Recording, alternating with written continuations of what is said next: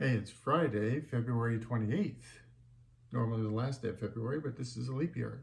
In any case, it is the Pro and the Con Show, and I'm your host, Michael James Ott. Welcome to the show. So again, always just a minute. Better citizens. We all need to be better citizens. Okay, I was talking to my sister the other day and telling her, I was, you know, the opposite of being a good citizen for a long time. Okay, obey the laws, but otherwise, see no evil, hear no evil, speak no evil, and really very bad about participating in any meaningful way. I even didn't vote in some different years in the various elections. So, but now we're at this place, and I've mentioned it before in some of my previous shows that the 340 million of us were the parents, if you will, for our children, which are these 535, including the Senate and the president, a bunch of people in Washington, and they're badly behaving children, and we, the parents, now we have to step in. That's the analogy that I'm using. We have to step in and do something here. So anyway, and then the point about the show, the pro and the con, is that the issues that we face, they're too complex to fit on a bumper sticker, forwards on a bumper sticker or something like that. It really takes time, and we've got to afford that time. Now, I'm not talking about weeks every month. I'm talking about a couple handful of hours, maybe 2 hours, 5 hours a month, to get more informed on what's going on. And at the moment, one of the big things is the coronavirus. And so over the last few days, the stock market has been going down because the stock market really has no real basis in anything other than emotion, and it despises, investors despise uncertainty, basically. So I go through the different websites here. So Huffington Post, their main thing is a court ruling, and we'll look at that here in a moment, but it looks like a court has said that the Congress cannot subpoena the information from the president. So let me look at that here in a moment. But most of the headlines are around this stocks having the worst week in 12 years since the financial meltdown back in 2008, and it's all associated with the coronavirus. And so I've been doing. My wife works at a public library, and I've been looking into this some. And the coronavirus is kind of a sneaky little thing here. So apparently, they're still confirming a lot of this, but apparently you can be infected, and you can actually transmit the virus to other people, and you don't even have any symptoms. Apparently you can go up to 5 days of being infected and not have symptoms, and then you start having symptoms, and sometimes those symptoms are quite mild.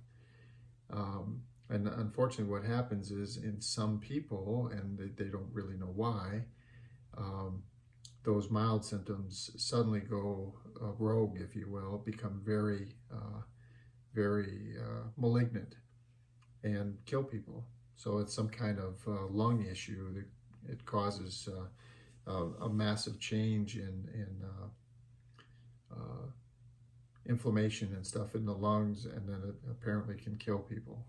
And it does mostly older people, people that have some kind of pre-existing condition or some kind of weakness. And it appears like mostly it leaves children alone, at least as far as we can tell, or at least the information that I've read up to this point. The children are fairly well immune to any serious effects from the coronavirus. But it's spreading, and there's a lot of, it's all started in China, and there's a lot of worry and concern because various cases are just kind of springing up around the world, and people in many cases, don't know why. There's no obvious link back to some of these hotspot in areas of infection in China and elsewhere. So be on the lookout for that, and maybe you should, if you haven't already, you should be looking at some information there, looking up on the internet. I Google, coronavirus. You can find some very good articles about what it is and how it's similar to other viruses and some of the things about it. So please do that. Again, try to be a better citizen. You got to get the information. Please try to be a better citizen. The one thing that you should not do is ignore this. I would definitely tell you, please do not ignore it. Please get educated, and then decide on your own what kind of preventive measurements or measures you want to take as an individual. But just be aware of what's going on and understand. For example, it seems pretty clear that the virus can survive on surfaces for anywhere from a few hours to some days. And so this is going to have a huge, and the reason why the stock market is going down so much is because it's really totally unclear just how aggressive we're going to have to be in kind of cutting off communication, if you will, physical interactions with each other around the globe. We're going to have to basically shut down all international travel and sequester people in their homes, quarantine people in a large way, and step by step it seems like that's where we're headed. And of course that in the short term would have huge impact on retail sales and restaurants and on and on and on. Okay, so CNN is reporting the stocks. NPR. Oh yes, so the World Health Organization has raised the risk level for this coronavirus to very high, and that's the highest rating that they have in their scale. So they are not ready to declare that this is a pandemic yet, but as far as their rating scale as to risk of a pandemic, it's at the highest scale that they have in their organization. So this is a very serious thing, and not to be taken lightly. Fox News, their big headline is the stock market going down, again because of the coronavirus. And on Breitbart,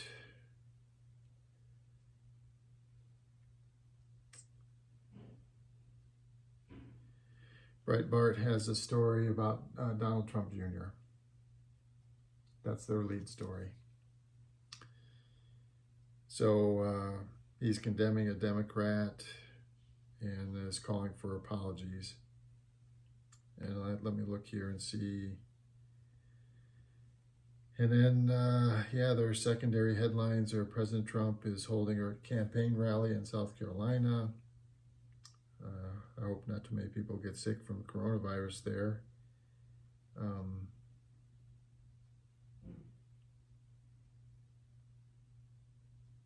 Okay, there is a story here that says, so it's funny because, the different information channels, they're basically downplaying the coronavirus. It's not a big impact. They're not talking about the stock market impact. And there's a story apparently in the New England Journal of Medicine that says the coronavirus could be no worse than flu. Although I've read an article that said that the normal death rate of normal influenza is around 0.5% of those infected. And this coronavirus, even in the numbers that have been published, and there's serious doubt that they're fully, that the belief is by the World Health Organization that the number of fatalities is actually being underreported by a significant amount. Anyway, it's around 3 or 4%. So roughly 8 times the death rate, fatality rate of normal influenza is the coronavirus. So that's not just normal influenza. Okay. So anyway, I think we're going to end the show here. Again, I encourage everybody, not to panic, but to definitely get information. Go and read articles about this coronavirus, what it means, how to disinfect the coronavirus. There's some household things like rubbing alcohol and I think some solutions of bleach and stuff that appear to be fairly effective at killing the virus if it's on a surface, and then what to do to protect yourself and protect others around you from the spread of this virus. It's a very serious thing, to be determined just how serious it is, and only time will tell what that will be. But please, good citizens, be on the lookout for this and get the information. Okay, educate yourselves. All right, so for Friday, February 28th, 2020, I'm Michael James Ott. This has been Pro and Con Show. And until the next show, bye for now.